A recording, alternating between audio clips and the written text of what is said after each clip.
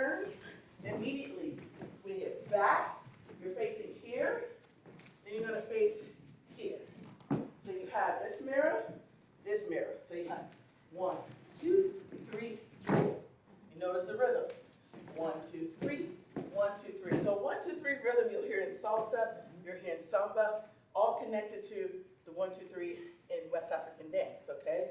So as you're moving, you have 2, 3, 4, 5, 6, 7, 8. 1, 2, 3, 1, 2, 3. Here, way in the water. Yeah? The sea, the ocean, the Atlantic. Yeah? Those travels. Yeah? Here we go. Caribbean in Africa. They literally went over to Nigeria and named it Nigeria. Yeah, It was not Nigeria before. And Nigeria, and that word came from black, negro. So they took a continent and said, okay, we're going to change it and we're going to make us speak English. And the queen is out there with her father actually fighting and throwing bombs and everything. So there's a lot of history from that journey of the fight and the struggle, but also the regalness, and then coming through from that journey for those who had to get on those boats coming out of certain ports throughout West Africa and even Central Africa, Gabon, Congo, and all these places that we don't talk about, but those journeys to South America, because a lot of people don't know that that's like Little Africa. So that's still that journey in Brazil and Colombia and all these places. And so throughout this, there's always this fluid vibe, but there's also this resilientness that we're doing, and there's also that power and that celebratory feeling that you still hold on. Yeah, So I can see, like, when you guys do it, like, there's a power.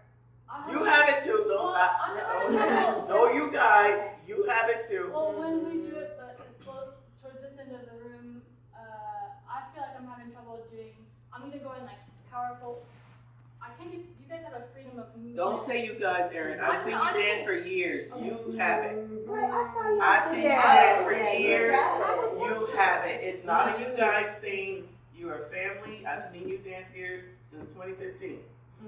I know you got it. Yeah. I'm just giving notes for everybody. That's what my concept for Confidence Afro-Caribbean Contemporary Dance Theater. The grooves part of it too. Because we're always in that groove. We're always in that groove.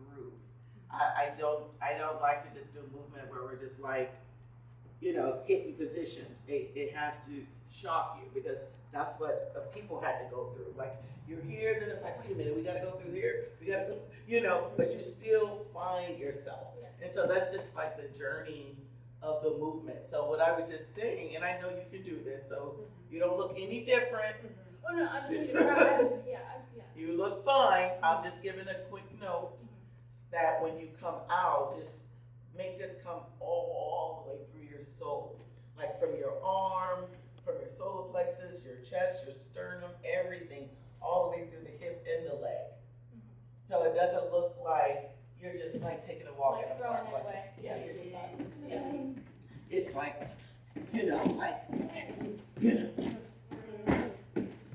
because you'll see that in Afro-Cuban dance, you'll see that in so many other dance styles as well. But those are my, I'm kind of like Marcus Garvey. I think everybody should be embraced. Like, no matter what island you come from, no matter what continent you come from, if you know you have a similarity, come together.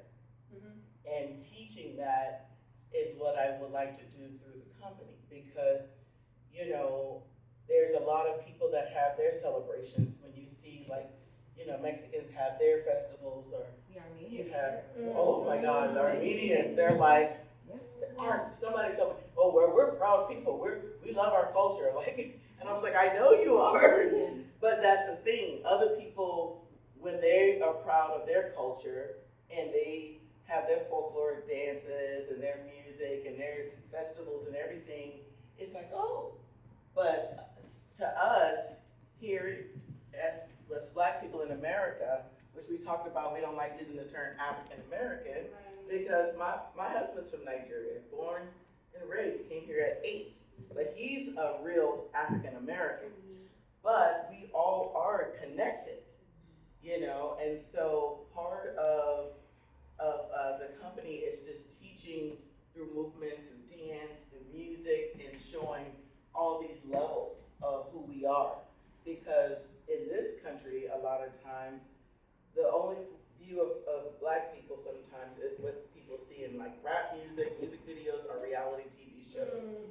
Housewives. You know what I'm talking about. So when they see us on the stage, I that's the power that I'm talking about. Those are the movements that I'm talking about. Nothing that can make us look like we are degrading ourselves. You know what I mean? Also, the years of training that it took for you guys to execute this movement, because you're not gonna get like an Instagram person who can do all of this and they can do all of this and they can do, but you're not gonna see them do some turns and some legs and do this.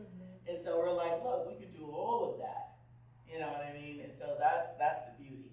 And I know that the notes I'm giving, I'm just giving you my vision of why I want to do this, why I started this, because I'm a cultural arts practitioner.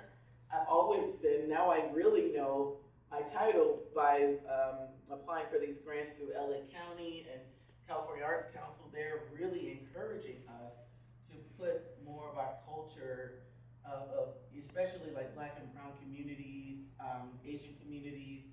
They want us to like put together these events so people can actually see, because when you share cultural arts, it's a chance to educate people on how you want them to view us, not how society wants people to view us.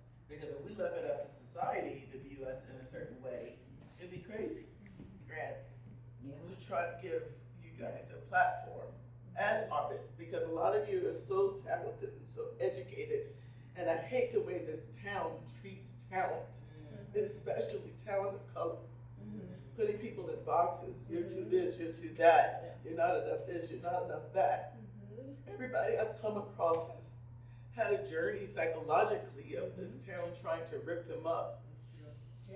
And that's why, you know, I sat for hours applying for grants and stuff so we can be able to have money to pay for your rehearsals and pay for your performances and be able to get a theater and treat you like you deserve to be treated.